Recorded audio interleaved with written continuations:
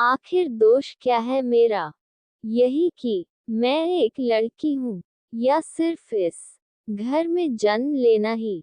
या एक लड़की का जन्म तो होता है दो इंसानों से ही, लेकिन उसे उसके माँ बाप नहीं मिलते। एक लड़की को भगवान कंधा तो देता है दूसरों के सर रखने के लिए, लेकिन उसे उसके आंसू पोंछने के लिए कोई हाथ क्यों नहीं देते? काश कभी तो मेरे किसी सवाल के जवाब मिल जाते।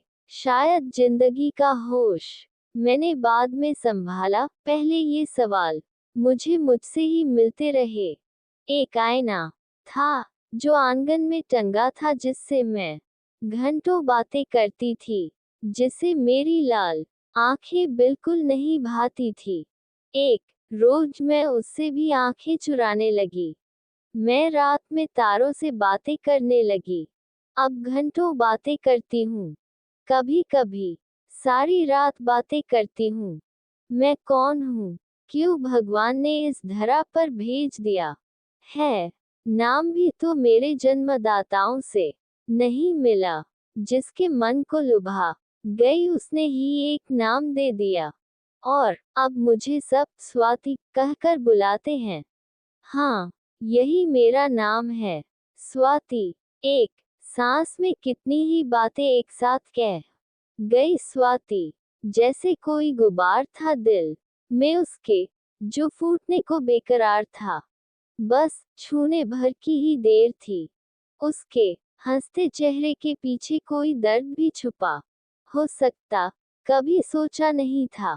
जब भी मैं स्वाति से मिली, मैं वो हमेशा हंसते हुए उल्टे मुझे समझाती, मेरे शिकवे शिकायत को दूर करती, जो मुझे मेरे अपनों से मिली। हमेशा एक सकारात्मक दृष्टिकोण से समझने और भूल जाने को कहती।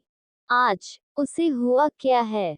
क्यों ऐसी बातें कर गई? फोन पर क्यों मुझे घर आने को कहा? मैं उसकी बातों को सोचने लगी और तैयार होकर उसके घर की ओर चल पड़ी। रास्ते भर स्वाति का चेहरा और उसकी बातें ही कानों में गूंजती रहीं। रास्ते लंबे से प्रतीत होते जा रहे थे। 10 मिनट का सफर घंटों से कम नहीं लग रहा था। जैसे ही मैं स्वाति के घर पहुंची, देखा घर का दरवाजा खुला था। घर का कोई भी नौकर नजर नहीं आ रहा था। मुझे देखती ही स्वाति दौड़ पड़ी और जोर से गले लगा लिया और फफकते हुए कहा, माँ बीमार है। तेरी माँ तो हमेशा ही बीमार रहती है, अब इसमें रोने की क्या बात है? जल्दी ही ठीक भी हो जाती है। ठीक हो जाएगी, हिम्मत रख। मैंने उसे ढांढस बंधाते हुए फिर से गले लगा लिया। मैंने पास ही रखा गिलास का पानी उसकी ओर बढ़ाया और कहा, 2 घूंट पानी पी और शांत हो जा। माँ बीमार है, बात बस इतनी सी ही तो है, जो तुझे इतना नहीं रुला सकती। बात क्या है? सच सच बता। मैं तेरी बचपन की सहेली हूँ, इतना तो समझती ही हूँ। क्या बात है? मुझे यहाँ क्यों बुलाया है? की तरह निभाने लगी थी। 16वें वसंत के आते आते शादी की बात भी होने लगी थी। जैसे मुझसे मुक्ति के रास्ते तलाशे जा रहे थे। मैंने माँ को पापा से बातें करते सुना तो खुद को रोक नहीं पाई। मैंने पापा से कहा, पापा मैं पढ़ना चाहती हूँ, कुछ करना चाहती हूँ, अपने पैरों पर खड़ी होना चाहती हूँ। पर जानती है मेरे पापा ने क्या कहा? स्वाति बेटा, अच्छे रिश्ते बार बार नहीं मिलते। बहुत अच्छी फैमिली है, छोटी सी फैमिली है। लड़का इंजीनियर है, तू बहुत खुश रहेगी वहाँ। इतना सुनते ही मैंने बस इतना ही कहा था। ठीक है पापा, बोझ हूँ ना आप सबके लिए उतार दीजिए। कल मुझे जलाकर मार डालेगा, तब आप संतुष्ट होंगे न? आंखों से 2 बूंद गिर पड़े और होठों पर हल्की सी मुस्कान। नहीं, आज मुझे कह लेने दे, ये सारी बातें अब नासूर बनती जा रही हैं। मुझे बैडमिंटन खेलने का बहुत शौक था। तुझे तो याद ही होगा, जब शाम को मैं खेलने आती थी तो माँ की हिदायत के साथ कि मैं कोई नखरे तेरे नहीं उठाऊंगी, दिन अभी तुझे ही बनाने हैं। और मैं भी मुस्कुराकर कहती, कोई बात नहीं माँ, मैं सब कर दूंगी और तुमसे बहुत अच्छा करूंगी और टाइम से भी कर दूंगी, कहते हुए घर से निकल आती थी। मुझे कभी कोई तकलीफ होती तो भी मैं माँ से नहीं कहती, स्वाति ने मुस्कुराते हुए कहा। माँ ने हम सबको अचानक देखा तो घबरा गई और वजह बताने पर उनकी नजरें मुझ पर टिक गईं और उनकी आंखों से अश्रुधारा फूट पड़ी। आज मुझे अपने दूसरे जन्म का एहसास हो रहा था, जिसमें माँ पापा दोनों का प्यार था। दोनों की आंखों में मुझे खोने के खौफ के बाद का पाने का सुखद एहसास था। अचानक मैं मेरी महत्वपूर्णता की अनुभूति से भर उठी थी। जिंदगी एकदम नई लगने लगी थी। अब हर तरफ मैं थी। आज सब कुछ बदला बदला सा लग रहा था। इतना कहने के बाद स्वाति की आंखों में वही पुरानी चमक और होठों पर चिर परिचित मुस्कान देखी। मैंने एक पल को लगा कि सब ठीक हो गया और अपने दिल के उतरते बोझ के साथ फटाफट मैंने स्वाति को 2-4 नसीहतें भी दे डाली। मेरी बातों को सुनकर स्वाति खिलखिलाकर हंस पड़ी। अब वातावरण मुझे थोड़ा हल्का लगने लगा था। तभी स्वाति ने कहा, इतनी नसीब वाली मैं कहाँ। काश कि ऐसा ही मंजर हमेशा के लिए रुक गया होता, मगर ये भ्रम या हकीकत जो भी थी, पल भर के लिए ही मेरे जीवन में आई थी। मैं उसकी बातों को सुनकर फिर चौंक पड़ी। तभी स्वाति ने कहा, थोड़ा सा ही प्यार मेरे हिस्से में लिखा था शायद, जो मुझे इस तरह मिल चुका था, क्योंकि आगे अभी बहुत कुछ सहना जो था। ये प्यार भरे पल चंद दिनों में ही कपूर की मानंद उड़ गए और मुझे पता भी नहीं चला।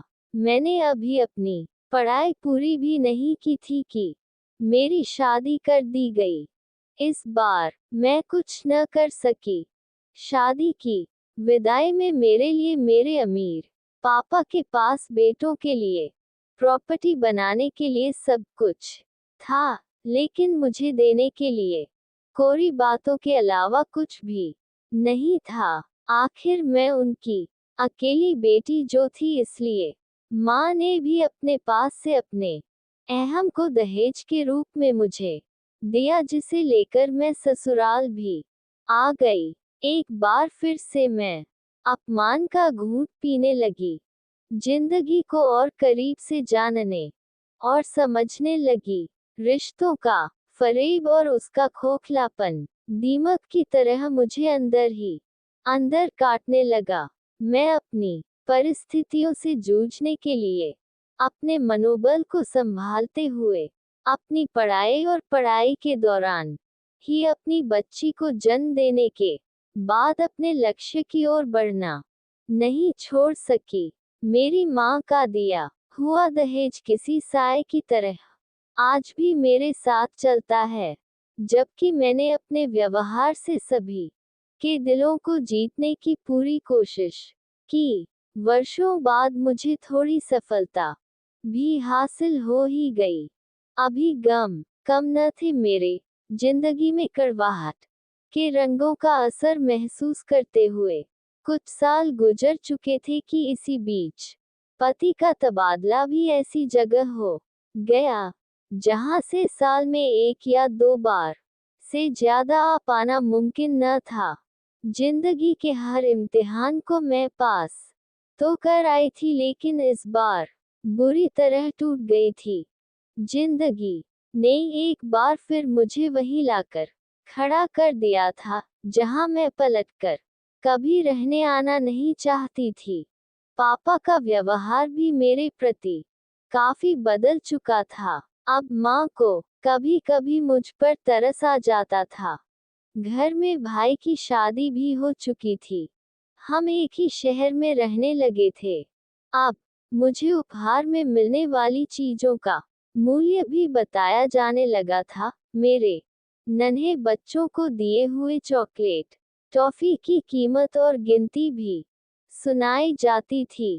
कभी झूठे इल्जाम से नवाजी जाती, कभी जब उनके मतलब या जरूरतें होती तो किसी नौकरानी की तरह काम करने के लिए बुला ली जाती। दर्द से जब दिल भारी हो जाता तो अपनी छोटी सी बेटी को सीने से लगाकर जी भरकर रो लेती। इसी बीच हमने अपना मकान बनवा लिया। हाथ थोड़े तंग क्या हुए कि मेरे भाइयों को मेरे पहने हुए कपड़ों से उन्हें शर्म आने लगी और अब मेरे दिए हुए उपहार के मूल्य आन के जाने लगे। मुझे उसे लेकर खरी खोटी सुनाई जाती थी। मुझे पापा के घर आने को मना कर दिया गया। मैं अकेली अपने नन्हे बच्चों के साथ जिंदगी जी रही थी और अब तो भाइयों ने मेरी मदद के बजाय मुझसे रिश्ता ही तोड़ लिया। मैं जब अपनी बीमार बच्ची को, जो मौत के मुंह तक पहुंच चुकी थी, लिए दर बदर भटक रही थी, किसी अपने के सहारे की अधिक जरूरत महसूस कर रही थी, तब मुझसे जुड़े हर रिश्तों, मायके और ससुराल दोनों ने मुझसे अपना अपना दामन बचा लिया। तुझे सब कुछ भूल जाना चाहिए, स्वाति, और इन्हीं बच्चों में अपनी हर खुशी तलाशनी चाहिए। तू वास्तव में स्वभावतः इतनी परिपक्व है कि तुझे कोई नहीं तोड़ सकता। तू दूसरों का दर्द भी बांट लेती है, तुझे ईश्वर अब दर्द कभी नहीं दे सकता। तुझ पर ये उदास चेहरा जचता नहीं। तू मुस्कुराती हुई ही बहुत प्यारी लगती है और कल ऑफिस में मुझे मेरी प्यारी और अपनी स्वाति मिलेगी, इतना मुझे भी यकीन है। अब बहुत देर हो गई थी और घर पर सबको मेरा इंतजार था, इसलिए मैंने स्वाति से इजाजत मांगते हुए कहा कि स्वाति, मुझे अब घर चलना चाहिए। तभी स्वाति मुस्कुराए और कुछ कागज जो उसके हाथ में थे उसने उसके टुकड़े टुकड़े कर दिए और बोली, तेरे आने से मेरा जी हल्का हो गया।